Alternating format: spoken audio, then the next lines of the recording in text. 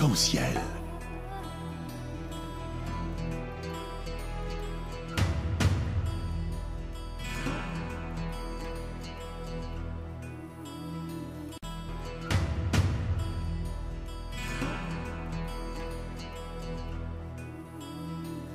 Mesdames et messieurs, retour au direct. Et comme c'était annoncé, nous sommes heureux d'être en ligne avec monsieur Bassam Tahan. Bonjour et bienvenue dans l'émission Arc-en-ciel. Bonjour, cher ami, et à tous vos auditeurs si fidèles à une radio libre et indépendante. Merci infiniment, notre ami Bassam Tahan. Il faut bien préciser à notre auditoire qu'il s'agit d'un politologue, islamologue, spécialiste des questions internationales et candidat aux élections européennes de l'Union des démocrates musulmans français, UDMF. Cette élection est pour très bientôt. Nous serons heureux qu'à donner un certain temps à nos candidats, et pour expliquer davantage bien sûr, leur programme qui est fort intéressant dans un moment où le populisme prend de l'ampleur. Monsieur Bassam Tahan, aujourd'hui vous êtes avec nous en tant que géopolitologue et avec ce qui est en train de se passer, ce conflit direct ou indirect avec l'Iran et l'OTAN arabe et ces dernières évolutions concernant l'OTAN arabe. Selon vous, est-ce que le bien fondé de ce conflit avec l'Iran est politique, économique ou bien religieux? En fait, il y a les trois dimensions, comme vous l'avez précisé dans votre questionnement, si je puis dire. Mais l'historique de ces sortes d'alliances pro-occidentales anti-monde arabe et musulman remonte aux années 50, plus précisément en 1955, quand on a créé le pacte de Bagdad. Et le pacte de Bagdad, à l'époque de la monarchie irakienne, qui englobait la Jordanie également et d'autres pays, la Turquie, avait pour but justement de dominer le monde arabo-musulman et de contrer la poussée nationaliste de Nasser et du panarabisme et de l'union de ce monde arabe musulman. Donc là, on assiste à ce qu'on appelle une rebelote, quoi. Des décennies après, voilà que John Bolton, qui est conseiller à la sécurité nationale américaine, qui pour les Américains de gauche est traité d'antéchrist. Et il faut rappeler que ce John Bolton appartient aux conservateurs. Il était pour la destruction et l'invasion de l'Irak, de Saddam. Il était contre, quand il y a 50 ans, on a voté aux Nations Unies que le sionisme était du racisme. Il était contre l'accord nucléaire avec l'Iran. En fait, il a beaucoup de contradicteurs, même au sein de son propre parti républicain, beaucoup plus chez les démocrates. Alors, donc, c'est une cuisine un peu intérieure entre Bolton, le président Trump, et Pompeo. Et il croyait, n'est-ce pas, entraîner l'Égypte, sachant que l'Égypte avait besoin d'argent, et en faisant miroiter au maréchal Sissi une nouvelle alliance pour casser l'Iran. En fait, ce n'est pas uniquement contre l'Iran. On verra que c'est aussi contre la Russie et la Chine. C'est-à-dire que les Américains n'ont pas accepté leur défaite dans la guerre de Syrie et ils sont mécontents parce que le corridor Téhéran, Bagdad, Damas, Hezbollah et même le Yémen, Sanaa, fonctionne. Et cela s'appelle aujourd'hui l'axe de la résistance. Au départ, c'était un croissant chiite dans le sens positif du terme, un éveil de l'autre famille, grande famille de l'islam, qui est le chiisme.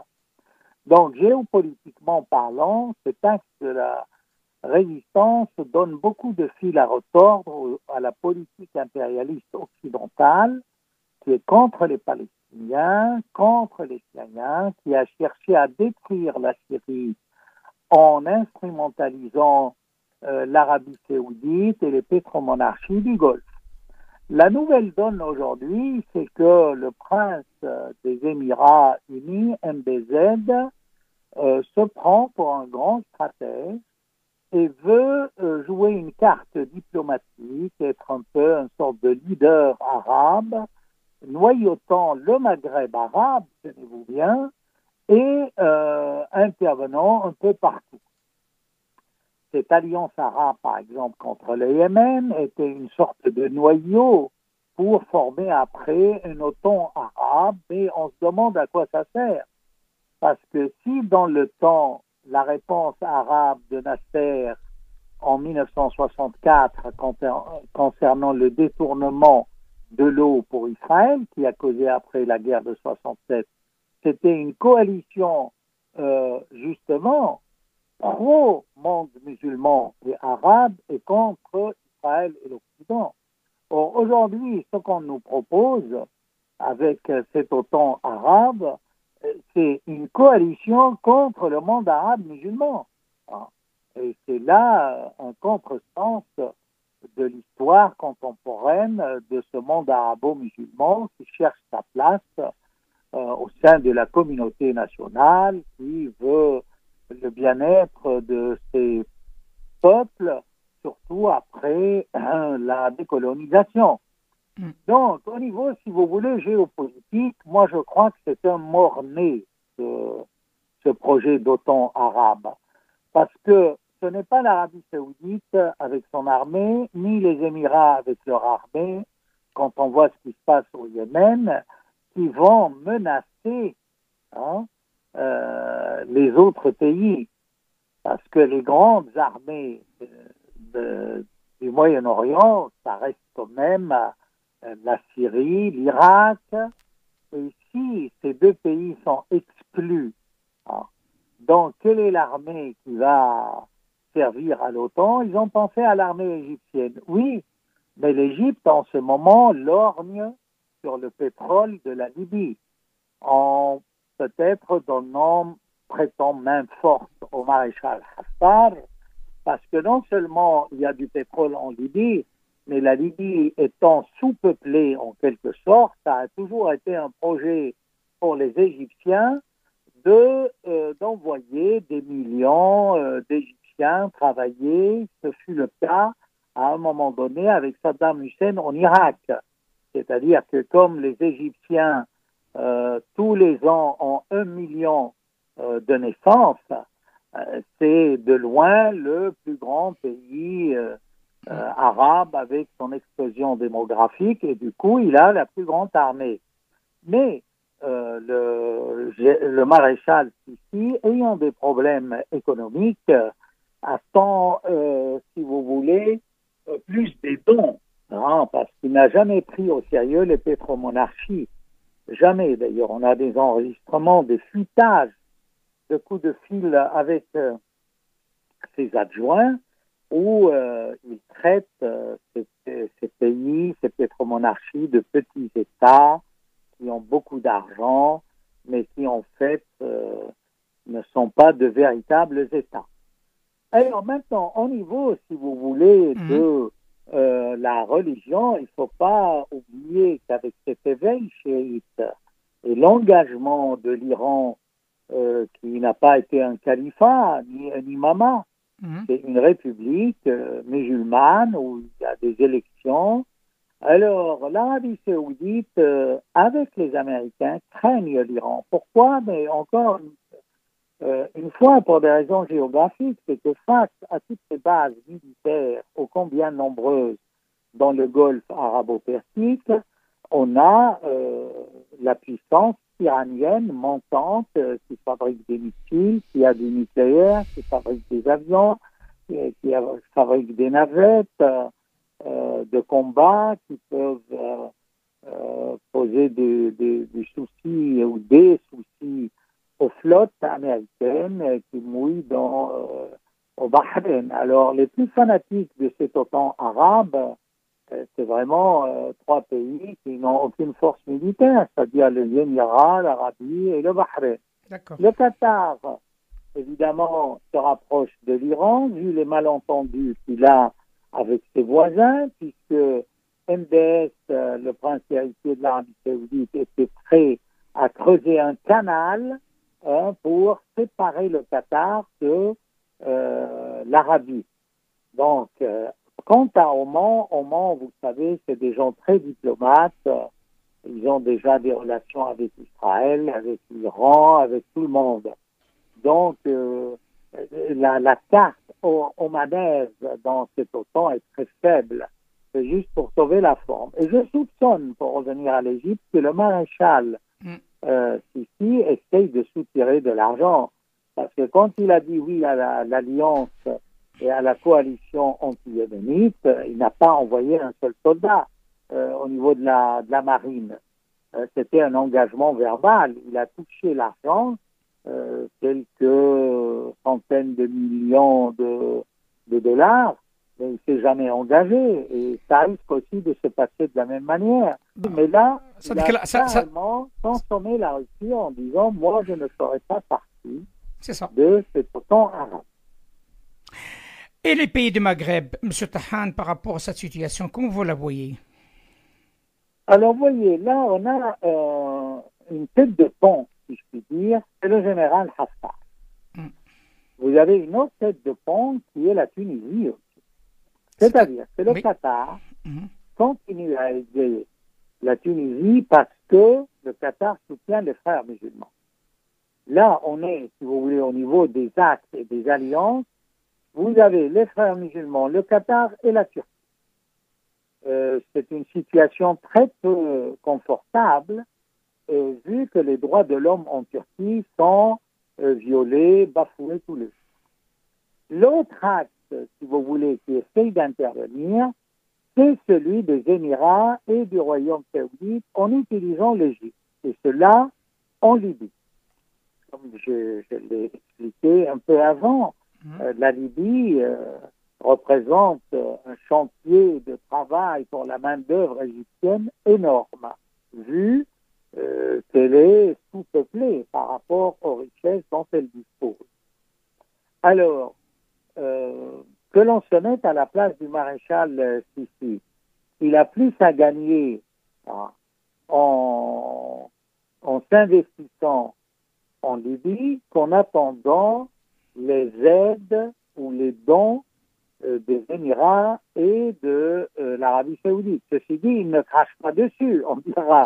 Mais à long terme, il a intérêt à profiter du pétrole libyen et à envoyer sa main-d'œuvre là-bas. Pour ce qui est de la Tunisie, il a du mal, puisque là, il y a le front qatari avec la Turquie et il n'y a pas de relation diplomatique, comme vous le savez, entre la Turquie et l'Égypte, parce que la Turquie a toujours soutenu les frères musulmans au pouvoir qui ont été renversés par le maréchal Sisi. Alors voilà, si vous voulez... Si vous le permettez, M. Samtahan, parce que vous êtes en train d'évoquer un point très important. Et je souhaite que, parce qu'il me reste encore 7 minutes, voire 8 minutes, à échanger ensemble, il y a un point important, vous venez de la citer, c'est la Tunisie.